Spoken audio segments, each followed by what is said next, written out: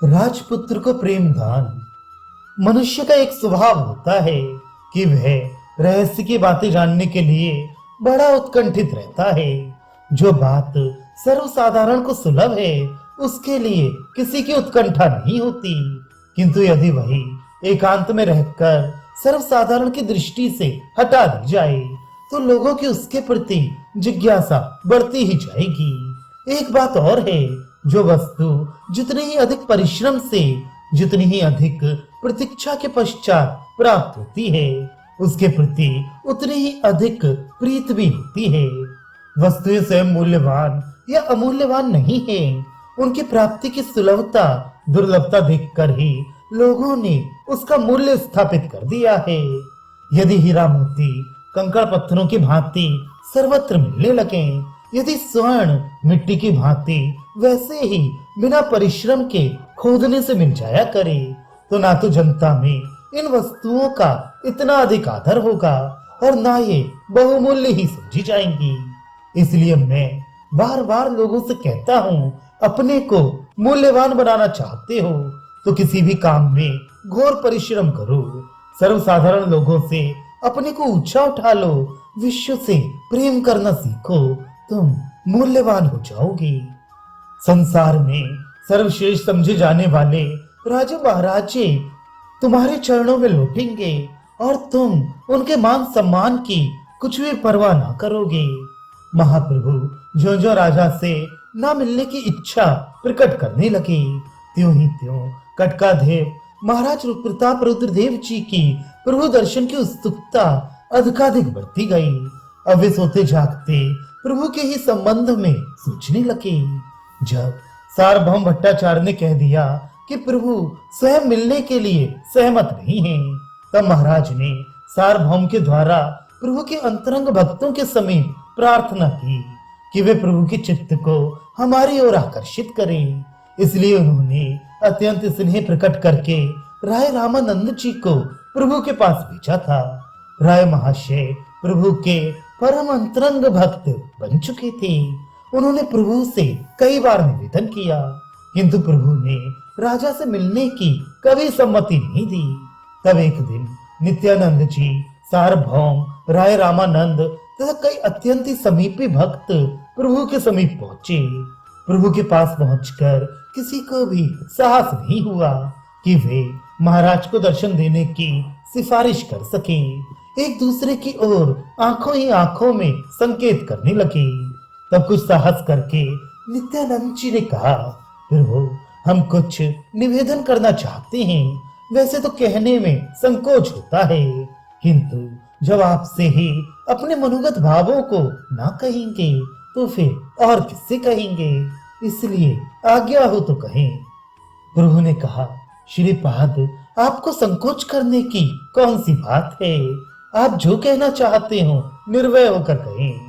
नित्यानंद जी ने धीरे से कहा, महाराज प्रताप रुद्र जी आपके दर्शन के लिए बड़े ही उत्कंठित हो रहे हैं। उन्हें आप दर्शन देने से क्यों मना करते हैं? वे जगन्नाथ जी के भक्त हैं, उनके ऊपर कृपा होनी चाहिए। महाप्रभु ने कुछ गंभीरता के साथ कहा, श्रीपाद आपकी तो ना जाने मेरे प्रति कैसी धारणा हो गई है। आप चाहते हैं मैं जैसे भी हो खूब ख्याति लाभ करूं, कटक जाकर महाराज से मिलूं, मुझसे ये नहीं होने का। नित्यानंद जी ने कहा, आपसे कटक जाने को कौन कहता है? यही महाराज ठहरे हुए हैं, मंदिर में ही उन्हें दर्शन दीजिए, या वे यहाँ भी आ सकते हैं। महाप्रभु ने स्नेह प्रकट करते हुए कहा, मुझे ऐसी आवश्यकता ही क्या है कि उन्हें यहाँ बुलाऊं? मैं ठहरा भिक्षुक सन्यासी, वे ठहरे महाराजा, मेरा उनका संबंध ही क्या? नित्यानंद जी ने कहा, वे राजा पन्ने से मिलना नहीं चाहते हैं, वे तो आपके भक्त हैं। जैसे सब दर्शन करते हैं उसी प्रकार उन्हें भी आज्ञा दे दीजिए। महाप्रभु ने कुछ हंसकर कहा, आप ये सब कैसी बातें कह रहे हैं? पता नहीं आपको ये क्या नई बात सूझी है। सचमुच वे बड़े महाभाग हैं जिनके कल्याण के लिए आप सभी इतने अधिक चिंतित हैं, किंतु मैं संन्यास धर्म के विरुद्ध आचरण कैसे करें? लोग चाहे दिन भर असंख्य बुरे बुरे काम करते रहें, किंतु सन्यासी होकर कोई एक भी बुरा काम करता है तो लोग उसकी बड़ी भारी आलोचना करते हैं। स्वच्छ वस्त्र पर छोटा सा दाग भी स्पष्ट दिखने लगता है। राजदर्शन से लोक परलोक दोनों की ही हानि होती है। लोग भांति भांति की आलोचना करने लगेंगे। और लोगों की बात तो जाने दीजिए, यह हमारे गुरु महाराज दामोदर पंडित ही हमें खूब डांटेंगे। अच्छा, जाने दीजिए सब बातों को। दामोदर पंडित आज्ञा देते तो मैं राजा से मिल सकता हूँ। इतना कहकर महाप्रभु मंद मुस्कान के साथ दामोदर पंडित की ओर देखने लगे। दामोदर पंडित ने अपनी दृष्टि नीची कर ली और वे कुछ भी नहीं बोले। तब महाप्रभु ने कहा, दामोदर जी बोलिए, क्या कहते हैं? नीची दृष्टि किए हुए धीरे धीरे दामोदर पंडित कहने लगे, आप स्वतंत्र ईश्वर हैं, जो चाहे सो करें। मुझसे इस विषय में पूछने की क्या बात है? मैं आपको सम्मति ही क्या दे सकता हूँ। महाप्रभु ने बात को टालते हुए कहा, भाई जाने दीजिए, इनकी सम्मति नहीं है। नित्यानंद जी तथा अन्य सभी भक्त समझ तो गए कि प्रभु का हृदय महाराज के गुणों से पिघल गया है और अब उनका महाराज के प्रति स्नेह भी हो गया है। किंतु बात को यही समाप्त होते देखकर नित्यानंद जी कहने लगे, अच्छा, यदि उन्हें दर्शन की आज्ञा आप नहीं देते हैं तो अपनी शरीर का स्पर्श किया हुआ एक वस्त्र ही उन्हें देकर कृतार्थ कीजिए, उसी से उन्हें संतोष हो जाएगा। महाप्रभु ने स्नेह के स्वर में कहा, बाबा आपको जो अच्छा लगे वही करें। मैं तो आपके हाथ की कठपुतली हूँ, जैसे नचाएंगे नाचूंगा। आपकी इच्छा के विरुद्ध कर ही क्या सकता हूँ। महाप्रभु की इस प्रकार अनुमति पाकर नित्यानंद जी ने गोविंद से प्रभु के ओढ़ने का एक बहिर्वास लेकर सार्वभौम भट्टाचार्य के हाथों महाराज के पास पहुंचा दिया। प्रभु के अंग के वस्त्र को पाकर महाराज को बड़ी प्रसन्नता हुई और वे उसे बड़े ही सम्मान के साथ अपने पास रखने लगे। एक दिन रामानंद राय ने कहा, प्रभु राजपुत्र तो आकर आपके दर्शन कर सकते हैं। प्रभु ने कहा, जैसी आपकी इच्छा। मैं इस संबंध में आपसे क्या कहूँ। आप स्वतंत्र हैं, जो चाहे सो करें। दोष तो किसी के भी आने में नहीं है, किंतु अभिमानी के सामने स्वयं भी अभिमान के भाव जागृत हो उठते हैं।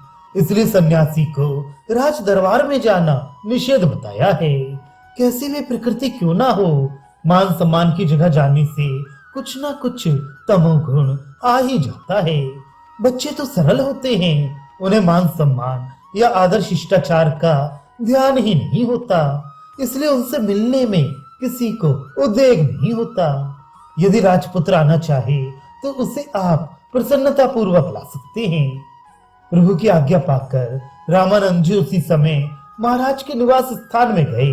उस समय महाराज सपरिवार पुरी में ही ठहरे हुए थे। स्नान यात्रा के 3 दिन पूर्व महाराज को पुरी आ जाना पड़ता है और रथ यात्रा पर्यंत वे यहीं रहते हैं, इसलिए महाराज आए हुए थे। राय रामानंद जी की कहीं भी जाने की रोक टोक नहीं थी। वे भीतर चले गए और राजपुत्र से प्रभु के दर्शनों के लिए कहा। राजपुत्र की पहले से ही इच्छा थी, महाराज तथा महारानी की भी आंतरिक इच्छा थी, इसलिए रामानंद जी ने राजपुत्र को खूब सजाया। राजपुत्र एक तो वैसे ही बहुत अधिक सुंदर था, फिर कवि हृदय रामानंद जी ने अपने हाथों से उसका श्रृंगार किया। राजपुत्र के कमल के समान सुंदर बड़े बड़े नेत्र थे, माथा चौड़ा था और दोनों भ्रुकुटियां कमान के समान चढ़ाव उतार की थीं। रामानंद जी ने राजपुत्र के दोनों कानों में मोतियों से युक्त बड़े बड़े कुंडल पहनाए, गले में मोतियों का हार पहनाया, तो शरीर पर बहुत ही बढ़िया पीले रंग के वस्त्र पहनाए। कामधारी बहुमूल्य पीतांबर को ओढ़कर राजपुत्र की अपूर्व ही शोभा बन गई। राय ने राजपुत्र के घुंघराले काले काले बालों को अपने हाथों से व्यवस्थित करके उनके ऊपर एक छोटा सा मुकुट बांध दिया। इस प्रकार उसे खूब सजाकर वे अपने साथ प्रभु के दर्शन के लिए ले गए। महाप्रभु राजपुत्र को देखते ही प्रेम में अधीर हो उठे।